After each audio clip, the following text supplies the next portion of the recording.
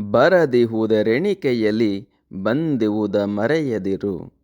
ಗುರುತಿಸು ಒಳಿತಿರುವುದನ್ನು ಕೇಡುಗಳ ನಡುವೆ. ಇರುವ ಭಾಗ್ಯವ ನೆನೆದು ಬಾರನೆಂಬುದನ್ನು ಬಿಡು. ಹರುಷಕದೆ ದಾರಿಯಲು ಮಂಕುತಿಮ್ಮ. ಅಂದರೆ ಬರದಿಹುದರೆಣಿಕೆಯಲ್ಲಿ ಬಂದಿಹುದ ಮರೆಯದಿರು.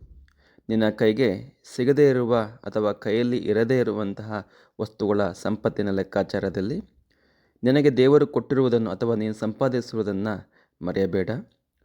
ಗುರುತಿಸು ಒಳಿತಿರುವುದನ್ನು ಕೇಡುಗಳ ನಡುವೆ. ನಮ್ಮ ಜೀವನದಲ್ಲಿ ಎಷ್ಟೋ ಸಂಕಟಗಳು ತೊಂದರೆಗಳು ಬಂದರೂ ಕೂಡ ಇದರ ನಡುವೆ ಇರುವಂತಹ ಒಳ್ಳೆಯ ಗಳಿಗಳನ್ನು ಗುರುತಿಸು, ಆನಂದಿಸು.